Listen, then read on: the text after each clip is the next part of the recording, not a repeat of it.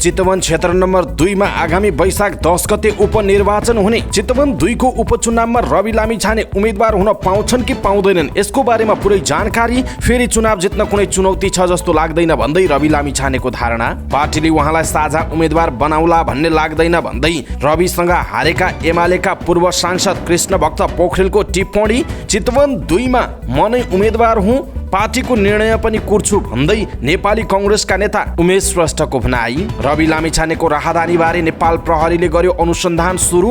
राष्ट्रपतिको सवारीलाई लिएर संसदमा उठ्यो प्रश्न। आज फागुन 1 गते जनयुद्ध दिवस। सरकारद्वारा सार्वजनिक बिदाको घोषणा। 5 दिनमै प्रधानमन्त्री प्रचण्डको बोली झुट साबित। बिदा घटाउनुको साटो बढाउने निर्णय। जनयुद्ध दिवसमा आज बिदा दिएको भन्दै राप्रपाको असन्तुष्टि। मन्त्रीहरू बैठकमा गएनन्। सत्ता साझेदार दलबीच सहकार्य बलियो बनाउने सहमति। नपिटिने डाक्टरको गल्ती हो न निलम्बित प्रहरीको भन्दै राष्ट्रिय स्वतन्त्र पार्टीकी सांसद डाक्टर तोसीमा कार्कीको भनाई। चिकित्सकहरूको आन्दोलन स्थगित। सरकारसँग 6 बुँदे सहमति। गृहमन्त्रीको टुङ्गो छिट्टै लाग्ने उप प्रधानमन्त्री नारायण काजी श्रेष्ठको भनाई। सरकारले मतपत्र छाप्न सक्छ, किताब छाप्न किन सक्दैन भन्दै संसदमा ज्ञानेन्द्र शाहीको प्रश्न। जनमत संग्रह गरेर नेपाललाई हिन्दू राष्ट्र कायम गर्नुपर्ने नेपाली कांग्रेसका नेता डाक्टर शशाङ्क कोइरालाको भनाई। कैलालीको गेटामा स्वास्थ्य विश्वविद्यालय बनाउने सरकारको निर्णय। महाशिवरात्रिमा सीसीटीभी मार्फत निगरानी राख्न पर्यटन मन्त्री सुदन किराँतीको निर्देशन। विवेकशील साझा पार्टीको अध्यक्षमा समीक्षा बास्कोटा, महासचिवमा रन्जु दर्शना चयन। मलमा सर्दा 2080 सालका सबै चाडबाड कम्तीमा 15 दिन धकेलिने। असोजमा तीज, कार्तिकमा दशैं पर्यो। अक्षरा बाल साहित्य महोत्सवमा सुनिए मदन कृष्ण श्रेष्ठ। बुद्धिसागर र निहारीका नेपाली सेनाको 260औं स्थापना दिवसमा सहभागी हुन भारतीय सेनाध्यक्षलाई निमन्त्रणा। मौद्रिक नीति समीक्षापछि नेप्सेमा 61 अङ्कको भारी गिरावट। 3 अर्ब 5 करोडको शेयर कारोबार। भूकम्पको पीडाका बीच टर्कीमा लुटपाटका घटनाहरू बढे। टर्की सरकारद्वारा 48 संदिग्ध पक्राउ। टर्कीमा भूकम्पबाट भत्किएका भवनको निर्माण मापदण्डबारे अनुसन्धान सुरु। 100 जना पक्राउ। 35 वर्षपछि भूकम्पले खोल्यो आर्मेनिया र टर्की बीचको सिमाना। आईसीसी क्रिकेट विश्वकप लिग 2 अन्तर्गत मंगलबारदेखि त्रिवी मैदानमा सुरु हुने त्रिकोणात्मक श्रृङ्खलाका लागि नेपाली टोलीको तयारीलाई अन्तिम रूप दिइयो। विराट गोल्ड कपमा पुरस्कार राशि बढाइने।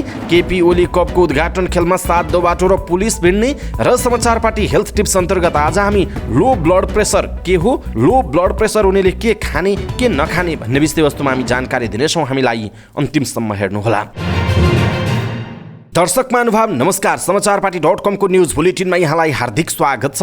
म प्रहलाद चन्द्र घिमिरे। आज मिति विक्रमसम्म 2079 साल फागुनको 1 गते सोमबार ईस्वीसम्म सन् 2023 फेब्रुअरी 13 तारिक। आज विश्व रेडियो दिवस। आज जनयुद्ध दिवस पनि छ। जनयुद्ध दिवसको अवसरमा सरकारले आज सार्वजनिक बिदाको घोषणा गरेको छ। आज देशभरि सार्वजनिक बिदा छ, यो पनि जानकारी यहाँहरूलाई गराइहालेँ। सदाको झैँ आज पनि हामी उपस्थित भएका छौँ आजका महत्त्वपूर्ण समाचार, ब्रेकिङ न्युज अपडेट लगायत तपाईँलाई काम लाग्ने हेर्नै पर्ने महत्त्वपूर्ण खबरहरू लिएर। हामीलाई अन्तिमसम्म हेर्नुहोला। हाम्रो मेहनतका लागि यो भिडियोमा एउटा लाइक अवश्य गर्नुहोला। दर्शक महानुभाव पलपलको न्युज अपडेटका लागि हाम्रो च्यानललाई तपाईँले अहिलेसम्म सब्स्क्राइब गर्नुभएको छैन भने कृपया सब्स्क्राइब गर्नुहोस् अनि नजिकै आउने बेल आइकनलाई क्लिक गर्नुहोला। दैनिक रूपमा हेर्नुहुन्छ भने रेगुलर भनेर लेख्नुहोला। आज पहिलोचोटि हो भने फर्स्ट टाइम भनेर लेखिदिनु होला। देशभित्र हुनुहुन्छ भने आफू रहेको गाउँठाउँ सहर जिल्लाको नाम लेख्नुहोला। विदेशमा हुनुहुन्छ भने कुन देशबाट हेरिरहनु भएको छ त्यो कुरा तलको कमेन्ट बक्समा कमेन्ट गर्नुहोला। आउनुहोस् दर्शक महानुभाव आजका महत्त्वपूर्ण समाचार सुरु गरौँ। चितवन 2 मा वैशाख 10 गते उपनिर्वाचन हुने प्रसङ्गबाट।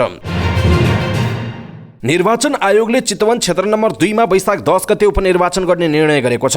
आइतबार बसेको निर्वाचन आयोगको बैठकले प्रतिनिधि सभा सदस्य निर्वाचन ऐन 2074 को दफा 68 बमोजिम 2080 साल वैशाख 10 गते आइतबार चितवन क्षेत्र नम्बर 2 मा प्रतिनिधि सभा सदस्यका लागि उपनिर्वाचन गर्ने निर्णय गरेको हो। यसअघि गत मक्सिर 4 मा भएको निर्वाचनमा चितवन 2 बाट राष्ट्रिय स्वतन्त्र पार्टीका सभापति रवि लामिछाने निर्वाचित हुनु भएको थियो। तर नेपाली नागरिकता त्यागेर अमेरिकन नागरिकता लिएको र अमेरिकन नागरिकता त्यागेपछि पुनः नेपाली नागरिकता लिने प्रक्रिया पूरा नगरेको भनी सर्वोच्च अदालतले फैसला गरेपछि लामिछानेको पद गएको हो। उपनिर्वाचन सम्बन्धी व्यवस्था प्रतिनिधि सभा निर्वाचन ऐनको दफा 68 मा छ, जहाँ भनिएको छ पहिलो हुने निर्वाचित हुने निर्वाचन प्रणाली अन्तर्गत निर्वाचित कुनै पनि सदस्यको पद प्रतिनिधि सभाको अवधि 6 महिना भन्दा बढी कायम रहँदै कुनै कारणले रिक्त भएमा आयोगले तोकेको मितिमा त्यस्तो रिक्त सदस्य पदको उपनिर्वाचनद्वारा पूर्ति गरिनेछ भनिएको छ। यही व्यवस्था अनुसार निर्वाचन आयोगले चितवन 2 मा वैशाख 10 गते उपनिर्वाचन गर्न लागेको हो। यसैबीच आगामी 2080 वैशाख 10 गते आइतबार चितवन क्षेत्र नम्बर 2 को उपनिर्वाचन हुने भएसँगै चितवन 2 को उपचुनावमा रवि लामिछाने उम्मेदवार हुन पाउँछन् कि पाउँदैनन् भन्ने प्रश्न उठ्न थालेको छ। गत आइतबार काठमाडौँमा आयोजित पत्रकार सम्मेलनमा रवि लामिछानेले आफू फेरि चितवन 2 मा उम्मेदवार हुने घोषणा गर्नुभएको छ।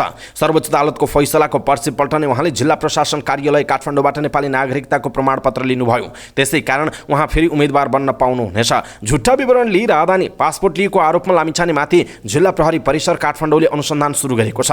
सरकारी वकिलको कार्यालय काठमाडौँले 3 निकायबाट कागजात मगाएर उहाँ विरुद्धको जुरीको वास्तविकता परीक्षण गर्दैछ। कतिपयले यही कारणले उहाँले उम्मेदवार दिन नपाउने त होइन भन्ने आशंका समेत व्यक्त गरेका छन्। प्रतिनिधि सभा सदस्य निर्वाचन ऐन 2074 को दफा 13 मा उम्मेदवारको अयोग्यता सम्बन्धी व्यवस्था छ। उक्त दफामा राहदानी दुरुपयोगको अभियोगमा अदालतबाट दोषी ठहर भएमा र त्यो फैसला अन्तिम भएको व्यक्ति मात्रै उम्मेदवार हुन नपाउने व्यवस्था रहेको छ। तर लामिछानेको राहदानीको जुरीमाथिको छानबिन निकै प्रारम्भिक चरणमा रहेकाले त्यतिका कारणले उहाँलाई उम्मेदवार हुन कानुनी अवरोध नहुने जानकारवालाहरू बताउँछन्। उहाँमाथि अहिले प्रहरीबाट अनुसन्धान मात्रै भएको हो। भोलि गएर अदालतमा मुद्दै चले पनि उम्मेदवार हुन बाधा पुग्दैन। महान्यायाधिवक्ता कार्यालयका एक सरकारी वकिलले भन्नुभयो, अदालतबाट दोषी ठहर भई त्यस विरुद्ध माथिल्लो अदालतमा जाने सुविधा रहँदासम्म पनि सम्बन्धित व्यक्ति उम्मेदवार हुन बाधा पर्दैन। अदालतबाट दोषी ठहर भई त्यो फैसला अन्तिम भएमा भने उम्मेदवार हुन नपाउने व्यवस्था ऐनमा रहेको छ। यसरी चितवन 2 को उपचुनावमा रवि लामिछाने उम्मेदवार बन्न सक्ने आधार देखिएको छ। झुट्टा विवरण पेश गरेर पासपोर्ट लिएको कसुर र पासपोर्ट दुरुपयोग गरेमा हुने कसुर एउटै हो कि फरक प्रकृतिको हो भन्ने स्पष्ट समेत नरहेको बताइएको छ। सरकारी वकिलले भनेका छन्, यी सबै परिस्थिति हेर्दा रवि लामिछानेलाई उम्मेदवार हुन कुनै बाधा देखिँदैन भनेर भनिएको छ। यसैबीच राष्ट्रिय स्वतन्त्र पार्टी रासोपाका सभापति रवि लामिछानेले चितवन निर्वाचन क्षेत्र नम्बर 2 मा वैशाख 10 मा उपनिर्वाचन गर्ने निर्णयको स्वागत गर्नुभएको छ। उहाँले आइतबार बिहान मात्र प्रधानमन्त्री पुष्पकमल दाहाल प्रचण्डलाई भेटेर उपनिर्वाचन जति सक्दो छिटो गर्न आग्रह गर्नुभएको थियो। बिहान प्रधानमन्त्रीलाई आग्रह गरेको थियो, दिउँसो निर्णय आयो उहाँले भन्नुभएको छ। अब फेरि पनि रासोपाबाट आफूले उम्मेदवार हुने लामिछाने बताउनुहुन्छ। चितवन 2 मा अर्को उम्मेदवार हुँदैन होला नि भन्ने प्रश्नमा उहाँले भन्नुभयो, हुँदैन होला, कसरी होला र उहाँको भनाइ छ। गत मक्सिर 4 को चुनावमा लामिछाने 49,261 मत ल्याएर विजयी हुनुभएको हो। उहाँका निकटतम प्रतिद्वन्दी उमेश श्रेष्ठले 15,079 मत ल्याउनुभयो। तेस्रो स्थानमा रहनुभएका नेकपा एमालेका कृष्ण भक्त पोखरेलले 14,649 मत पाउनु भएको थियो। यसैबीच नेकपा एमालेका पूर्व सांसद कृष्ण भक्त पोखरेल गत आम चुनावमा रवि लामिछानेसँग पराजित नेता हुनुहुन्छ।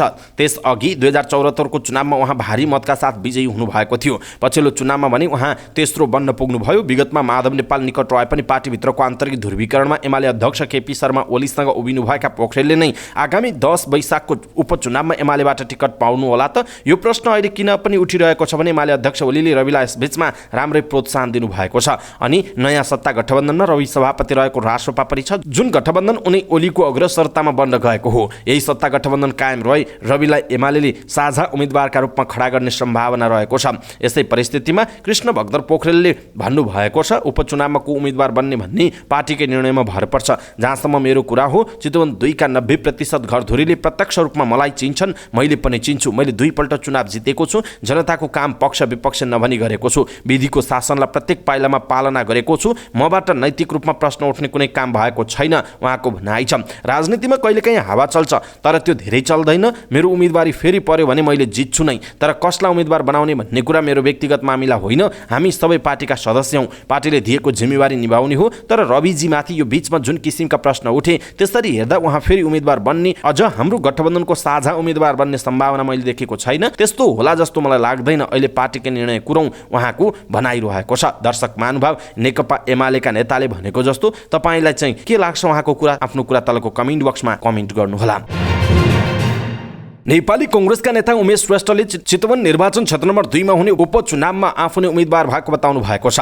यसका लागि पार्टीको निर्णय पनि कुर्ने नेता श्रेष्ठले बताउनु भयो। निर्वाचन आयोगले वैशाख 10 मा उपनिर्वाचनको मिति तोकेको छ। गत मक्सिर 4 मा भएको निर्वाचनमा चितवन 2 बाट राष्ट्रिय स्वतन्त्र पार्टी सभापति रवि लामिछाने निर्वाचित हुनुभएको थियो। तर उहाँको नागरिकताको कारणले गर्दाखेरि उहाँको पद गएको छ र उपनिर्वाचन गर्नुपर्ने कुरा भएको छ। निर्वाचन आयोगले निर्णय गर्यो, मैले आफूलाई विजयी घोषित गरियोस् भन्ने माग पनि राखेको छु। श्रेष्ठले भन्नुभयो, जे गर्न परे पनि गर्छु, तर चितवन 2 मा फेरि पनि मै हुँ उम्मेदवार, पार्टीको निर्णय पनि कुर्छु उहाँको भनाइ छ। नेता उमेश श्रेष्ठले सर्वोच्च अदालतले चितवन क्षेत्र नम्बर 2 बाट विजयी रवि लामिछानेलाई सांसद नरहने निर्णय गरेसँगै आफूलाई स्वतः विजयी घोषणा गर्नुपर्ने मागसहित निर्वाचन आयोगमा निवेदन दिनुभएको थियो। राष्ट्रिय स्वतन्त्र पार्टीका सभापति रवि लामिछानेको राहदानीबारे प्रहरीले अनुसन्धान सुरु गरेको छ। पूर्व उपप्रधान एवं गृहमन्त्री समेत रहनुभएका लामिछाने विरुद्ध युवराज सफलले दिएको जाहेरी लिन नमानेको प्रहरीले अहिले यसबारेमा अनुसन्धान थालेको हो। जिल्ला प्रहरी परिसर काठमाडौँका प्रहरी प्रमुख प्रहरी वरिष्ठ उपरीक्षक एसएसपी दानबहादुर कार्कीले सफलले दिएको जाहेरीलाई समेत राखेर अनुसन्धान थालिएको बताउनु भएको छ। उहाँले भन्नुभयो, पहिले नागरिकताबारे छानबिन गर्न भन्दै आएको पत्रलाई जाहेरी सरह मानेर अनुसन्धान गरिरहेका थियौँ। सफलजीको अर्को जाहेरी आएपछि त्यसैमा थपेर अनुसन्धान थालेका थियौँ, उहाँको भनाइ छ। माघ 17मा लामिछाने विरुद्ध जाहेरी दिन जाँदा अदालतको आदेशको पूर्णपाठ नभएको भन्दै प्रहरीले दर्ता गर्न मानेको थिएन। खारेज भइसकेको नागरिकताको आधारमा राहदानी लिएको भन्दै लामिछाने विरुद्ध राहदानी ऐन विरुद्धको कसुर गरेको अभियोगमा पनि कारवाही हुनुपर्ने सफलको माग रहेको छ। प्रहरीले जाहेरी दर्ता गर्न नमानेपछि उहाँले जिल्ला सरकारी वकिलको कार्यालय काठमाडौँमा निवेदन पनि दिनुभयो। उहाँले सरकारी वकिलसम्म पुगेपछि प्रहरीले अनुसन्धान सुरु गरेको हो।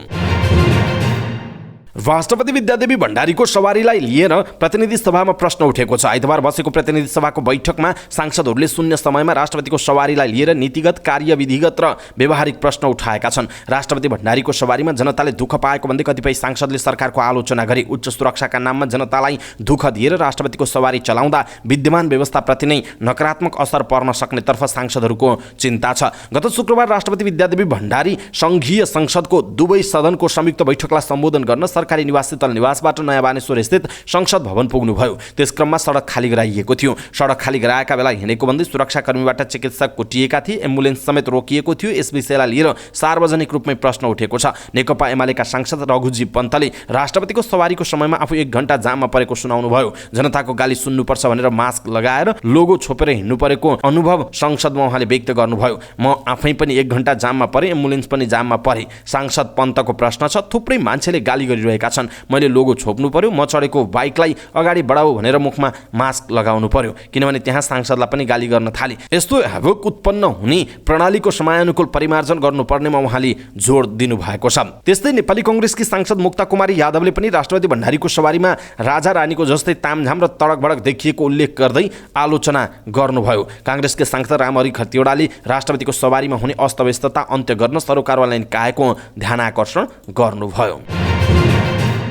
सरकारले जनयुद्ध दिवसमा सार्वजनिक बिदा दिने निर्णय गरेको छ। प्रधानमन्त्री तथा मन्त्रीपरिषदको कार्यालय सिंहदरबारमा बसेको बैठकले आज जनयुद्ध दिवसका रूपमा सार्वजनिक बिदा दिने निर्णय गरेको हो। 2052 साल फागुन 1 गतेबाट सुरु भएको जनयुद्ध 2063 मक्सिर 5 मा विस्तृत शान्ति सम्झौतामा रूपान्तरण भएको थियो। यही जनयुद्धको जगमा नेपालमा राजनैतिक परिवर्तन सम्भव भएको थियो भने गणतन्त्र, संघीय प्रणाली, समावेशी लोकतन्त्र, सामाजिक न्याय जस्ता उपलब्धि जनयुद्ध र जनआन्दोलनको बलमा नै स्थापित भएका थिए। दर्शक महानुभाव, आज जनयुद्ध दिवस सरकारले सार्वजनिक बिदाको घोषणा गरेको छ र धेरै ठाउँमा, धेरै सामाजिक सञ्जालहरूमा यसको समर्थन र विरोध भइरहेको छ। धेरैले आफ्नो प्रतिक्रिया जनाउनु भएको छ। सरकारले जनयुद्ध दिवसको दिन आज सार्वजनिक बिदा दिनु तपाईलाई के लाग्छ? आफ्नो कुरा तलको कमेन्ट बक्समा कृपया कमेन्ट गर्नुहोला।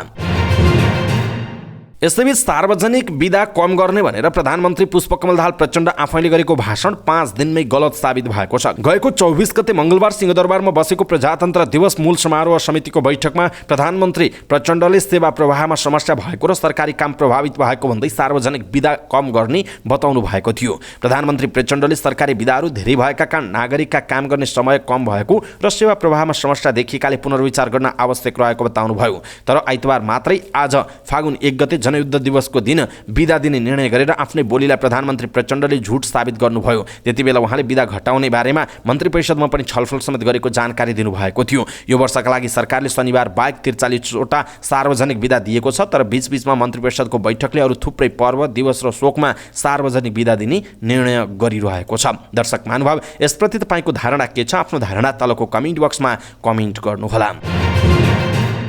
यसैबीच सरकारले आज जनयुद्ध दिवसको बिदा दिएकोमा सत्तारूढ घटक राष्ट्रिय प्रजातन्त्र पार्टीले असन्तुष्टि व्यक्त गरेको छ। मन्त्री परिषद बैठकले जनयुद्धको अवसरमा बिदा दिने निर्णय गर्यो। 2052 फागुन 1 मा तत्कालीन नेकपा माओवादीले पुष्पकमल दाहाल प्रचण्डको नेतृत्वमा हिंसात्मक आन्दोलन सुरु गरेको थियो। सोही दिनको सम्झनामा प्रचण्ड नेतृत्वको सरकारले बिदा दिएको हो। उक्त बैठकमा राप्रपाका मन्त्रीहरू सहभागी भएनन्। राप्रपाबाट उपप्रधानमन्त्री तथा ऊर्जा मन्त्री राजेन्द्र लिङ्गदेन, शहरी विकास मन्त्री विक्रम पाण्डे, कानुन न्याय तथा संसदीय मामिला मन्त्री ध्रुवबहादुर प्रधान र ऊर्जा राज्य मन्त्री दीपक बहादुर सिंह मन्त्री परिषदमा रहनु भएको छ। एक मन्त्रीले भन्नुभयो, अचानक मन्त्री परिषद बैठक बोलाइयो, जनयुद्ध दिवस एजेन्डामा छ भन्ने थाहा पाएपछि हामी गएनौँ। ती मन्त्रीका अनुसार मन्त्रीहरूलाई बैठकको एजेन्डा दिएको थिएन।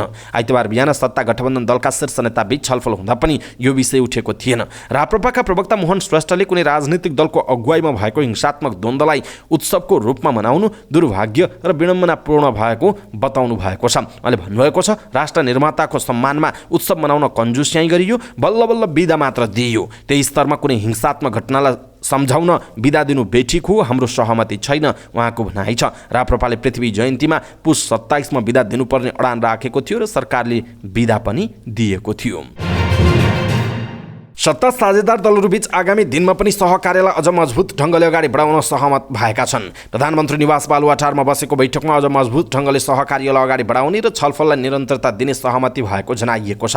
बैठकपछि राप्रपा अध्यक्ष राजेन्द्र लिङदेनले अहिलेसम्म सरकारले गरेका काम कारबाहीको बारेमा समीक्षा भएको बताउँदै आगामी दिनमा अझ मजबुत ढङ्गले यो सहकार्यलाई अगाडि बढाएर लैजाने भन्ने सहमति भएको छ र अब नियमित रूपमा यस प्रकारको भेटघाटलाई निरन्तरता दिने सहमति भएको छ उहाँको भनाइ छ। बैठकमा रासोपालाई पुनः सरकारमा ल्याउने बारे पनि छलफल भएको उहाँले बताउनुभयो। उपयुक्त समयमा रासोपा सरकारमा आउन पनि सक्छ, केही प्राविधिक समस्याहरू छन्, छलफल भइरहेको छ, यसलाई निरन्तरता दिने कुरा भएको छ अध्यक्ष लिङदेनले बताउनुभयो। उहाँले राष्ट्रपतिको उम्मेदवारको बारेमा पनि बैठकमा छलफल भएको बताउनु भएको छ।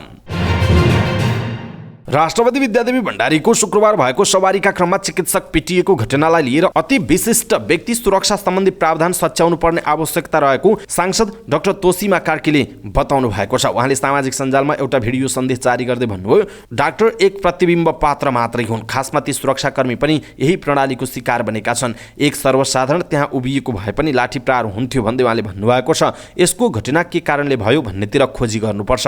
उहाँले चिकित्सकले आइतबार देशभर गरेको हडतालको पनि विरोध गर्नुभयो। चिकित्सकको बन्दले लाखौं बिरामी मर्कामा पर्ने भन्दै उहाँले भन्नुभएको छ। शुक्रबारको घटनामा गल्ती न ड्युटीमा खटिएका डाक्टरको थियो, न त आदेश अनुरूप लाठी चार्जसम्मको निर्देशन पाएको ड्युटीमा खटिएका प्रहरीको थियो। उहाँले जनप्रतिनिधिले बनाएको VVIP सुरक्षा प्रोटोकलको गल्ती भएको बताउँदै अगाडि भन्नुभएको छ, प्रोटोकलहरू देशमा सुशासन र समृद्धि स्थापित गर्न बनेका हुन् भने यसमा सुधार गर्न जरुरी छ। कुनै पेसाकर्मी र नागरिकलाई बाधा नहुने गरी हुन सक्नेसम्म लचकता अपनाई हरेक नेपालीलाई स्वीकार्न सक्ने र पालना गर्न सक्ने नीति निर्माण बनाउन जरुरी छ उहाँको भनाइरहेको छ।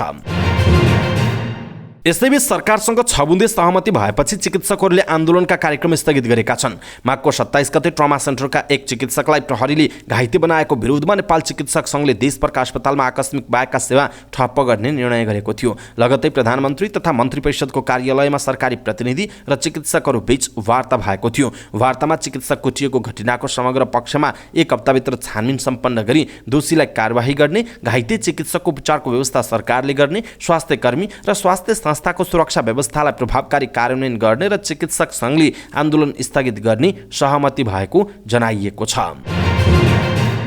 भौतिक पूर्वाधार तथा यातायात मन्त्री नारायण काजी श्रेष्ठले केही दिनमै गृहमन्त्रीको टुङ्गो लाग्ने बताउनु भएको छ। गोर्खामा पत्रकारहरूसँग कुराकानी गर्दै उहाँले प्रधानमन्त्रीको राजनीतिक कामको व्यस्तताका कारण गृहमन्त्री नियुक्तिमा ढिलाइ भएको बताउनुभयो। माओवादी केन्द्रका वरिष्ठ उपाध्यक्ष समेत रहनुभएका श्रेष्ठले सबै पक्षको सहमतिमा राष्ट्रपति चयन गर्न उपयुक्त हुने पनि बताउनु भएको छ। प्रधानमन्त्रीले विश्वासको मत लिँदा संसदमा एक प्रकारको राष्ट्रिय सहमति नै देखा पर्यो, त्यही आधारमा सबै पक्ष मिलाएर सबैको सहमतिमा राष्ट्रपतिको निर्णय गर्नु उपयुक्त हुन्छ उहाँको भनाइ छ। जुनसुकै दलबाट राष्ट्रपति चयन हुन सक्ने भन्दै श्रेष्ठले सहमतिका लागि प्रयास भइरहेको पनि बताउनुभयो। राष्ट्रिय प्रजातन्त्र पार्टी राप्रपाका प्रमुख सचेतक ज्ञानेन्द्र साईले शैक्षिक सत्र सुरु हुनु अगावै विद्यार्थीहरूका लागि किताब उपलब्ध गराउन माग गर्नुभयो। प्रतिनिधि सभामा समय लिएर बोल्दै प्रमुख सचेतक साईले हिमाली जिल्लामा फागुन 1 गतेदेखि शैक्षिक सत्र सुरु हुने स्मरण गर्दै सरकारको ध्यानाकर्षण गराउनुभयो। सरकारले मतपत्र छाप्न सक्छ, किताब छाप्न किन सक्दैन, यो प्रश्न हो। प्रमुख सचेतक साईले भन्नुभयो, छिटोभन्दा छिटो किताब उपलब्ध गराइयोस्। संघीय संसदमा निशुल्क शिक्षाको कुरा भइरहने तर विद्यार्थीले किताब नपाइरहने अवस्था बदलिनु पर्नेमा पनि उहाँको जोड रहेको छ। नेपाली कांग्रेसका नेता एवं प्रतिनिधि सभा सदस्य डाक्टर शशाङ्क कोइरालाले नेपाली हिन्दू राष्ट्र हुनुपर्ने बताउनुभयो। उहाँले जनमत संग्रह गरी नेपाललाई हिन्दू राष्ट्र कायम गर्नुपर्ने बताउनु भएको हो। नवलपरासी बर्दाघाट सुस्ता पूर्वको गैंडाकोट 10 पितौँजीमा आयोजित श्रीमद् भागवत सप्ताह ज्ञान महायज्ञमा सम्बोधन गर्दै नेता डाक्टर कोइरालाले आफूले नेपाली हिन्दू राष्ट्र हुनुपर्ने अठोट लिएको बताउनुभयो। उहाँले भन्नुभयो, जनमत संग्रह गरेरै भए पनि नेपाललाई हिन्दू राष्ट्रमा परिणत गर्नुपर्छ उहाँको भनाइ छ। नेता कोइरालाले सो आश्रमको स्तरोन्नतिका लागि सरकार, दात्री निकाय र भातृ निकायमा पहल गर्ने आश्वासन पनि दिनुभएको छ। सरकारले कैलालीको गेटामा शहीद दशरथ चन्द स्वास्थ्य विज्ञान विश्वविद्यालय सञ्चालन गर्ने भएको छ। मन्त्री परिषद बैठकले गेटामा सरकारी लगानीमा निर्माण भएको संरचनामा स्वास्थ्य विज्ञान सम्बन्धी विशिष्टीकृत विश्वविद्यालयको रूपमा शहीद दशरथ चन्द राष्ट्रिय स्वास्थ्य विज्ञान विश्वविद्यालय स्थापना तथा सञ्चालन गर्न उपयुक्त हुने निर्णय गरेको हो। अब शिक्षा विज्ञान तथा प्रविधि मन्त्रालयले यो विश्वविद्यालय सम्बन्धी विधेयक तर्जुमा गर्नेछ। उक्त विधेयक संसदबाट पारित भएपछि विश्वविद्यालय स्थापना हुनेछ। गेटा मेडिकल कलेज सञ्चालनका लागि पूर्वाधार निर्माण विकास समितिले 28 वटा संरचना बनाएको छ भने 23 वटा निर्माणाधीन रहेका छन्। निर्माणाधीन मध्ये 12 वटा संरचनाको काम आगामी असारमा सम्पन्न हुने पूर्वाधार विकास समितिले जनाएको छ। यी संरचना निर्माण गर्दा सरकारको 5 अर्ब 40 करोड रुपैयाँ खर्च भइसकेको छ। संस्कृति पर्यटन तथा नागरिक उड्डयन मन्त्री सुदन किराँतीले महाशिवरात्रिमा पशुपति परिसर क्षेत्रमा सुरक्षा व्यवस्था चुस्त बनाउन निर्देशन दिनुभयो। महाशिवरात्रिको पूर्व सन्ध्यामा आयोजित सरसफाई अभियानमा सहभागी हुँदै उहाँले त्यस अवसरमा सुरक्षा व्यवस्था बलियो बनाउन सीसीटीभी मार्फत निगरानी राख्न निर्देशन दिनुभएको छ। आज स्वच्छ पशुपति सफा पशुपति भन्ने नाराका साथ सुरु भएको अभियानका क्रममा मन्त्री किराँतीले यस क्षेत्रमा कुइने र नकुइने फोहोर व्यवस्थापनका लागि छुट्टा छुट्टै डस्टबिन राख्नका लागि कोषका पदाधिकारीलाई निर्देशन दिनुभयो। उहाँले पशुपति क्षेत्रमा आउने दर्शकका लागि सहज शौचालयको व्यवस्था गर्न समेत निर्देशन दिनुभएको छ। विवेकशील साझा पार्टीको अध्यक्षमा समीक्षा बास्कोटा सर्वसम्मत चयन हुनुभएको छ। शुक्रबार र शनिबार 2 दिन भएको महाधिवेशनले पार्टीको अध्यक्षमा बास्कोटालाई चयन गरेको हो। त्यसैगरी उपाध्यक्षमा प्रकाश चन्द्र परियार, मिलन पाण्डे र विमला अधिकारी पनि सर्वसम्मत चयन हुनुभएको छ। त्यस्तै महासचिवमा रञ्जु दर्शना, सचिवमा पवित्र थापा, विमल तामाङ र समुद्र केसी र कोषाध्यक्षमा दामोदर नेपाल पनि सर्वसम्मत हुनुभएको जनाइएको छ। नयाँ वर्षमा हिन्दूहरूका सबैजसो चाड करिब 15 दिन पछाडि सर्ने भएका छन्। नयाँ वर्षको दशैं कार्तिकमा पर्ने भएको छ। हरितालिका तीजको व्रत असोजमा पर्न गएको छ। 2080 सालको घटस्थापना असोजको 28 गते हुनेछ। विजया दशमी कार्तिक 7 मा पर्नेछ। यो वर्षको घटस्थापना असोज 10 मै परेको थियो।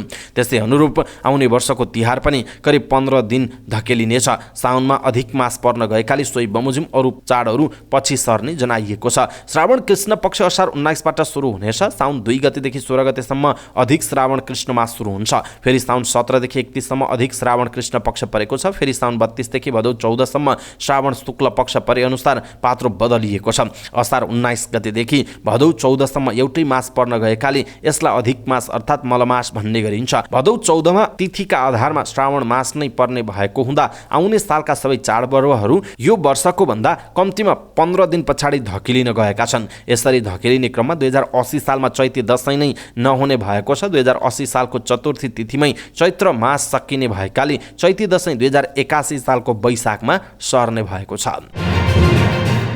हास्य कलाकार मदन कृष्ण श्रेष्ठले अलिअलि ठट्यौरीमा गम्भीर कुरा सुनाउनु भयो। मिल्ने भए अहिले पनि म बालक र विद्यार्थी बन्थेँ। तपाईहरू जस्तै खेलकुद र साहित्यका कुरा गर्थेँ, तर मेरो उमेर गयो। दर्शक दीर्घाबाट आवाज आयो, उसो भए शिक्षक बन्न आउनुहोस्। मदन कृष्णले फर्काउनु भयो, त्यो पनि सक्दिनँ, बरु कहिलेकाहीँ यसै गरी आफ्नो कुरा सुनाउन आउँछु। राधा कृष्णनको किताबबाट उद्धृत गर्दै उहाँले सुनाउनु भयो, पैसा असल सहयोगी तर खराब मालिक हो। तपाईहरूले अक्षरा बाल साहित्य महोत्सवबाट पाउने ज्ञानले पैसालाई असल साथी बनाउनुहोस्, खराब मालिक नबनाउनुहोस्। अक्षरा स्कुलले आयोजना गरेको दोस्रो अक्षरा बाल साहित्य महोत्सवमा आइतबार मदन कृष्णले प्रमुख अतिथिका रूपमा यी अनुभव सुनाउनु भयो। उपत्यकाभित्रका सरकारी तथा संस्थागत गरी 25 भन्दा बढी विद्यालय र 4000 भन्दा बढी अभिभावक बीच विभिन्न कार्यक्रम गरी अक्षरा स्कुलले साहित्य महोत्सव गरेको हो। महोत्सवका प्रमुख अतिथि कलाकार श्रेष्ठले बालबालिकालाई विद्यालय तहदेखि नै साहित्यको ज्ञान दिनु निकै अर्थपूर्ण रहेको बताउनु भयो। बालबालिकामा आधारित पाठ्यपुस्तक बाहेक पठन संस्कार विकास गर्ने उद्देश्यले आयोजना गरिएको महोत्सवमा लेखक नीलम कार्की, निहारिका र बुद्धिसागरसँग अन्तर्क्रिया कार्यक्रम गरिएको थियो। नेपाली सेना स्थापनाको 260औं वार्षिक उत्सवमा हुन लागेको कार्यक्रममा सहभागी हुन नेपालले भारतीय सेनाध्यक्ष मनोज पाण्डेलाई निम्तो दिएको छ। सैनिक प्रवक्ता सहायक रथी कृष्ण प्रसाद भण्डारीले शिवरात्रिका बेला हुने नेपाली सेनाको स्थापना दिवसमा सहभागी हुन पाण्डेलाई निमन्त्रणा पठाइएको बताउनु भयो। उहाँसहित मानर्थ महारथीको पदवी पाउनु भएका पूर्व सेना प्रमुखहरूलाई पनि निम्तो पठाएका छौँ। को आउनुहुन्छ, टुङ्गो लागिसकेको छैन, उहाँको भनाइ छ। नेपाल र भारत दुवै देशका सेना प्रमुखलाई एक अर्काको मुलुकमा मानर्थ महारथीको दर्जाने चिन्ह दिने परम्परा रहेको छ। सेना दिवसको अवसरमा सैनिक बढाई तथा सैनिक कला प्रदर्शनी सहित विभिन्न कार्यक्रम हुनेछ। सैनिक मञ्च टोर्नी खेलमा सेनाले स्थापना दिवस मनाउने गरेको छ। मौद्रिक नीतिको अर्धवार्षिक समीक्षा पछिको पहिलो कारोबारको दिन शेयर बजार परिसूचक नेप्सेमा उच्च गिरावट आएको छ। आइतबार बजार परिसूचक नेप्सेमा 60.88 अङ्कको गिरावट आउँदा 2121.75 अङ्कमा बन्द भएको छ। माघ 27 गते शुक्रबार सार्वजनिक मौद्रिक नीतिको अर्धवार्षिक समीक्षामा शेयर लगानीकर्ताले अपेक्षा गरे जस्तो नआएको बताएका छन्, जसको प्रभाव आइतबार शेयर बजारमा देखिएको छ। आइतबार बजारका सबै उपसूचकमा गिरावट हुँदा नेप्से पनि घटेको छ। वित्त कम्पनी उपसूचकमा 4.70% को गिरावट हुँदा उत्पादनमूलक र हाइड्रो पावर उपसूचक पनि 4% भन्दा माथिले घटेको छ। घटेको बजारमा कारोबार रकम भने गत बिहीबारको भन्दा बढेको छ। आइतबार नेप्सेमा 3 अर्ब 4 करोड 77 लाखको शेयर कारोबार भएको छ, जसमध्ये हिमालयन डिस्टिलरीको 14 करोड 38 लाखको कारोबार हुँदा न्यादी ग्रुप पावरको 11 करोड 29 लाख र अपी पावरको 7 करोड 80 लाखको कारोबार भएको छ। आइतबार नेप्सेमा कुल 215 कम्पनीको शेयर कारोबार हुँदा 207 कम्पनीको शेयर मूल्यमा गिरावट भएको छ। नेप्सेमा करिब 3% को गिरावट हुँदा पनि 8 कम्पनीको शेयर मूल्य भने बढेको छ। खप्तर लघुवित्तको शेयर मूल्य सर्वाधिक 4.48% ले वृद्धि हुँदा शामलिङ पावर कम्पनीको 3.73% र सयपत्री हाइड्रो पावर कम्पनीको शेयर मूल्य 2.90% ले वृद्धि भएको छ। यता न्यादी ग्रुप पावरको शेयर मूल्य 6.60% ले गिरावट हुँदा हिमालयन पावर पार्टनर कम्पनीको शेयर मूल्य 6.44% र खानीखोला हाइड्रो पावरको शेयर मूल्य 6.25% ले घटेको छ। भूकम्पको पीडामा रहेको टर्कीमा लुटपाटका घटना बढेका छन्। लुटपाटमा संलग्न भएको भन्दै अहिलेसम्म 48 जनालाई प्रहरीले पक्राउ गरिसकेको छ। गएको सोमबार बिहान 7.8 म्याग्निच्युडको भूकम्प जाँदा टर्की र सिरियामा गरेर अहिलेसम्म 28,000 को मृत्यु भइसकेको छ। यो पीडाका बीच लुटपाटका घटनाले थप चिन्ता बढाएको छ। समाचार एजेन्सी अनादोलुका अनुसार लुटपाटका घटनाबारे अनुसन्धानका लागि एक कमिटी गठन गरिएको छ। कमिटीको अनुसन्धानपछि 8 अलग अलग प्रान्तबाट संदिग्ध 48 जनालाई पक्राउ गरिएको छ। यसअघि टर्कीका राष्ट्रपति रेसिप तय्यप एर्दोआनले लुटपाट लगायतका अपराधमा संलग्नलाई कडा कारबाही गर्न निर्देशन दिएका थिए। भूकम्पपछि राष्ट्रपति एर्दोआनले टर्कीका 10 प्रान्तमा 3 महिनासम्मका लागि सङ्कटकालको घोषणा गरेका छन्। टर्कीमा भूकम्पबाट भत्किएका भवनको निर्माण मापदण्डबारे अनुसन्धान सुरु भएको छ। भूकम्प प्रतिरोधी र बलिया भनेर निर्माण भएका भवन पनि भत्किएर हजारौं नागरिकको ज्यान गएपछि सरकारले मापदण्डबारे अनुसन्धान थालेको हो। अनुसन्धानका लागि टर्कीको प्रहरीले अहिलेसम्म 100 जनाभन्दा धेरैलाई पक्राउ गरेको बीबीसीले जनाएको छ। पक्राउ पर्नेमा भवन डिजाइनर, इन्जिनियर र ठेकेदार छन्। टर्कीमा विगतका वर्षहरूमा भूकम्प गएपछि सरकारले भवन निर्माणमा कडा नियम लागू गरेको थियो। यसका बावजुद गएको सोमबारको भूकम्पमा हजारौं भवनहरू ढलेपछि अनुसन्धान थालिएको सरकारले जनाएको छ। यसैबीच अर्मेनिया र टर्की बीचको सिमाना मार्ग 35 वर्षपछि पहिलो पटक खोलिएको छ। भूकम्पबाट क्षतविक्षत भएको टर्कीलाई मानवीय सहायता परिचालनका निम्ति उक्त बाटो खोलिएको सरकारी अधिकारीले बताएका छन्।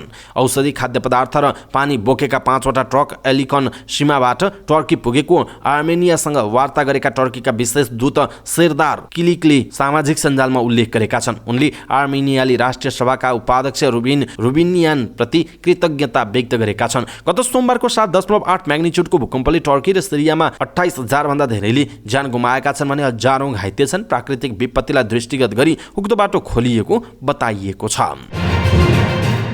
आईसीसी क्रिकेट विश्वकप लिग 2 अन्तर्गत भोलिदेखि त्रिवी मैदानमा सुरु हुने त्रिकोणात्मक श्रृङ्खलाका लागि नेपाली टिमले आफ्नो तयारीलाई अन्तिम रूप दिएको छ। श्रृङ्खलाका लागि नामिबिया र स्कटल्यान्ड टिम पनि नेपाल आएका छन् भने त्रिवी क्रिकेट मैदानमा तीनै टिमले फरक फरक समयमा अभ्यास गरिरहेका छन्। नेपाली टिमले हिजो आइतबार अन्तिम प्रशिक्षण सत्र सम्पन्न गर्यो। नवनियुक्त प्रशिक्षक मोन्टी देसाईको प्रशिक्षणमा नेपाल टिम 2 सातादेखि प्रशिक्षणरत छ। नाबालिग बलात्कारको मुद्दा खेपिरहेका सन्दीप लामिछानेलाई समेटेर देसाईले बिहीबार साँझ 14 सदस्य टिम घोषणा गरेका थिए।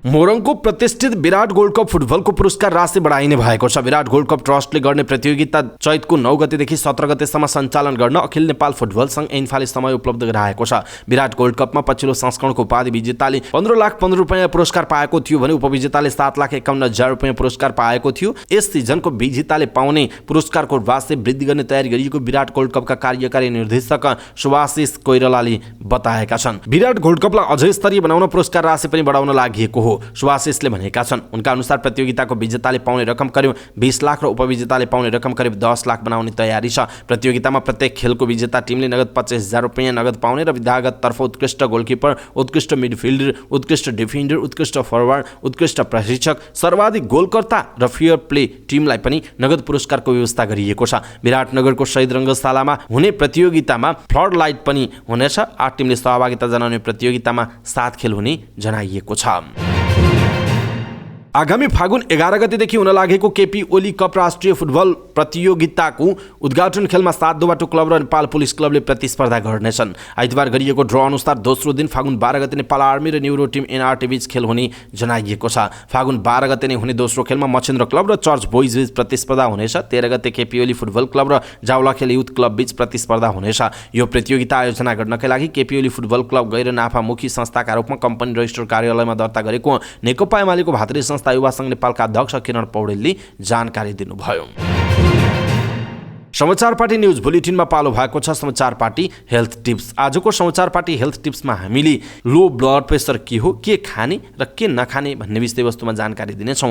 हामीलाई अन्तिमसम्म हेर्नुहोला। सबै नेपालीहरूमाझ पुर्याउनका लागि यो हेल्थ टिप्स आफ्नो फेसबुक, ट्विटर लगायतका सामाजिक सञ्जालमा शेयर गर्न नबिर्सिनुहोला। मुटुको प्रत्येक धड्कनसँग स्टोलिक प्रेसर अधिकतम दबाव 110 देखि 80 मिमी मर्करीसम्म र न्यूनतम डायस्टोलिक प्रेसर 60 मिमी मर्करीसम्म भयो भने त्यसलाई लो ब्लड प्रेसर भनिन्छ। कारण लो ब्लड प्रेसर हुनुको कारणमा मानसिक आघात, तनाव, भय, शोक, नकारात्मक सोचाइ, व्रत, धेरै बेर नसुत्नु, कमजोरी, धेरै रक्तस्राव हुनु, पौष्टिक आहारको कमी हुनु, शरीरमा रगत तथा पानीको मात्रा कम हुनु, ठुलो रक्तधमनीमा अवरोध हुनु, हृदय रोग, पिट्युटरी र थाइराइड जस्तो ग्रन्थीले हर्मोनको मात्रा कम उत्पादन गर्नु, रक्सी चुरोट खाने, डिप्थेरिया, हैजा, पखाला, क्षयरोग, एडिसन रोग, विभिन्न प्रकारको ज्वरो आदिले हुन सक्दछ। लो ब्लड प्रेसरको लक्षण के हो त? आलस्य, मस्तिष्क अवसाद, रिङ्गटा लाग्नु, आँखाको अगाडि अप्ठ्यारो छाउनु, कमजोरी, थकाइ, चिडचिडापन, हातखुट्टा चिसो हुनु, भुल्ने बानी, निराशा, हातखुट्टा झमझमाउनु, उकालो चढ्दा हृदयको गति बढ्नु, टाउको दुख्नु, जिउ दुख्नु, मुर्छा पर्नु, थोरै हिँड्दा पनि स्यास्या हुनु, चिसो र गर्मी सहन नसक्नु आदि लो ब्लड प्रेसरका लक्षण हुन्। त्यसो भए लो ब्लड प्रेसर हुनेले के खाने? हल्का सुपाच्य पौष्टिक खाना खाने। अन्डा, दूध, बदाम, काजु, पिस्ता, छोकडा, मांस, कलना, घिउ, तिलको तेल धेरै मात्रामा खाने। खानामा नुन, लसुन, चिनी, भटमास खाने। पौष्टिक गुलियो फलफुलहरू खाने। तातो चिया, कफी खाने। के नखाने त? भारी तारेको अपौष्टिक पिरो मसालेदार खाना नखाने। चिसो पेय पदार्थदेखि बच्ने। रक्सी, तमाखु, नशा लाग्ने पदार्थ नखाने। भोक नलागी खाना नखाने। अब के गर्ने त? मानसिक उल्झनलाई सहानुभूतिपूर्वक हटाउने। ओछ्यानमा सुतेर शारीरिक र मानसिक विश्राम गर्ने। कब्जियत हुन नदिने। राति नसुत्ने। व्रत बस्ने। चिन्ता, मानसिक तनावबाट बच्ने। हलुका खालको व्यायाम वा बिहान नियमित घुम्न जाने। सधैँ शान्त र प्रसन्न चित्त रहने प्रयत्न गर्ने। के नगर्ने त? धेरै बेर उभिएर नबस्ने। अति सम्भोग या अति व्यायाम नगर्ने। तातो पानीले ननुहाउने। आफ्नो क्षमताभन्दा बढी मानसिक र शारीरिक परिश्रम नगर्ने। दर्शक महानुभाव, आज हामीले लो ब्लड प्रेसर के हो, यसको कारण, लक्षण, के खाने, के नखाने, के गर्ने, के नगर्ने भन्ने विषयवस्तुमा जानकारी दियौँ। तपाईँलाई कस्तो लाग्यो आफ्नो धारणा तलको कमेन्ट बक्समा कमेन्ट गर्नुहोला। सबै नेपालीहरूमा आज यो हेल्थ टिप्स पुर्याउनका लागि कृपया आफ्नो फेसबुक, ट्विटर लगायतका सामाजिक सञ्जालमा सेयर गर्नुहोला। आफन्तजन इष्टमित्रलाई मेसेन्जरमा पठाइदिनुहोला।